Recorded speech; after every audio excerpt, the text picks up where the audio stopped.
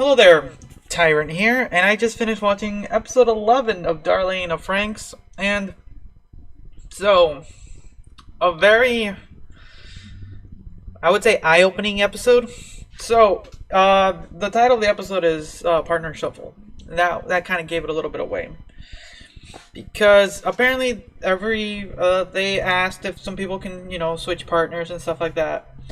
And so, like, okay, what's going to happen? The reason this episode was really interesting and I really enjoyed it was, how can I say this? There are three things. I'm gonna say there's three things. First, we get more backstory between what the heck's that guy's name, the dick kid. We get a little bit of his past. Two, we get to learn a little bit more of the lore of this world. Apparently, these kids are being experimented on. And three, we get some interesting relationship stuff coming out of this. So, fuck, I screwed up. Okay, so first thing first. So this whole backstory of this guy, the dick kid, he was very like he was kind of always following our hero and they kind of made a promise to pilot FranXX together. Well, we know that it takes a girl and a boy to pilot a FranXX. Interestingly enough, the girl part team of this dick guy wanted to also try with Ichigo. It's kind of hard. I know without the names it's kind of hard, but if you watch the episode you understand what's happening. That was interesting too. But you get this whole thing with his backstory and why he's kind of a dick to this guy, and he feels betrayed, and that's more than acceptable when you're young and you're still trying to figure out who you are in a little bit, and it's physically manifesting itself as a sickness on him. And they're like, okay, interesting, okay.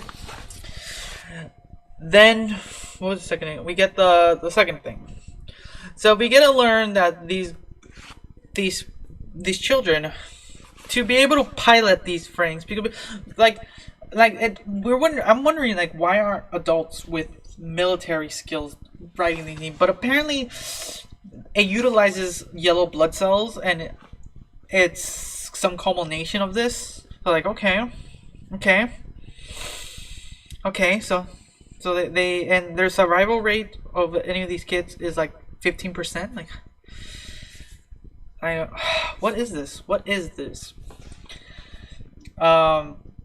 Because during this like big battle with this other beast thing, like we see a moment where one of the FranXX almost transforms like into something.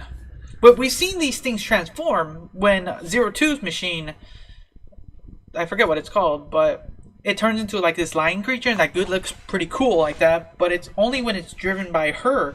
And like, can the other FranXX transform then? Because we saw this one transforming, but we know what happens when the female pilot only they literally go into a frenzy. We're like, huh, is it this, I would say, monster blood that drives them or something? Then the third thing, the relationship thing. So this kind of opens up a lot into kind of the relationship thing. So we had this little thing in the beginning with that long-haired girl, Kokoro, if I remember her name right. She, damn, I really gotta write these guys' names out. There's only a select few, but Japanese names are kind of hard unless they're like shorthanded.